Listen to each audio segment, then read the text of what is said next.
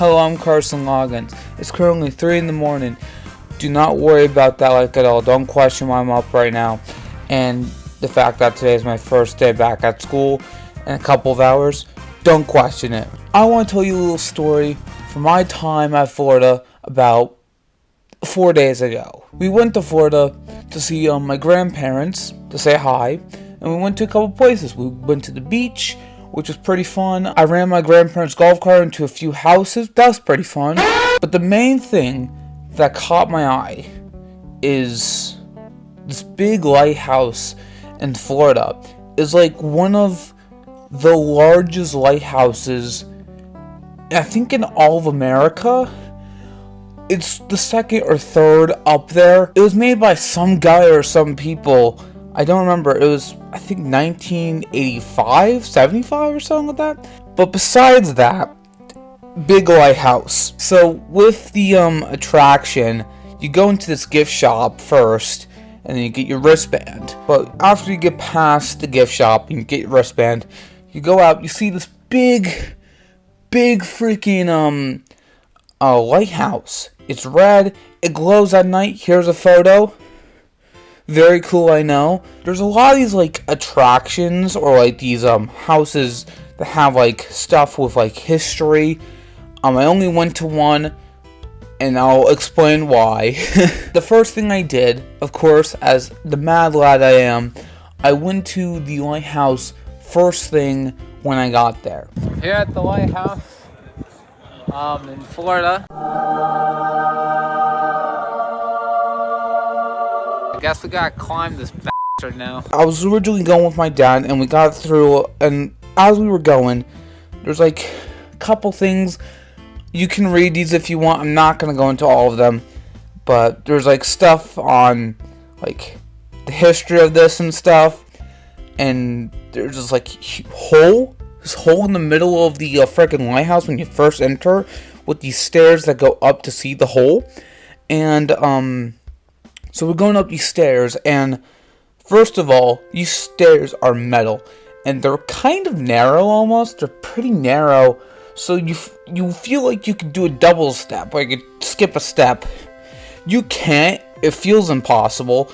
And the more you go up, the more it feels like you're losing control of your legs.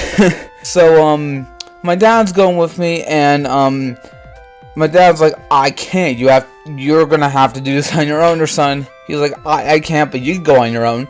So I went on my own, and the more I went, the more I felt nervous that I was gonna fall on my face, as I kept going up the same, like, 20 steps, like, staircase, and then it stops. There's a little bit of flat ground, then back to it over and over again. I think I was going crazy. I don't know. But once I got to the top, it was insane. Like, on the way, there's more history stuff. There's more history.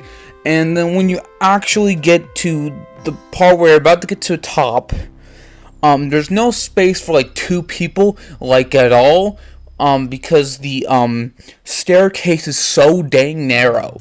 It's narrower than the stairs before it. So it's so narrow, and two people can't fit in this little pathway, unlike the other steps before that. So I'm going through, and I get up there, and I look out. It's very beautiful, but now I'm like, this is so dang high up. What am I doing here? So I'm there for about maybe 30 seconds. I'm a little wuss baby. So I come down, and then I realize, oh god, this is so much worse. What's so much worse about it is that because you made all those steps, it feels easy in the moment. Well, not really. But then you come down, you are now nervous to go down, and you feel like you're gonna hit your frickin' face. So I'm holding on to these bars onto like this guardrail for dear life with both of my hands, slowly, as people look at me weird.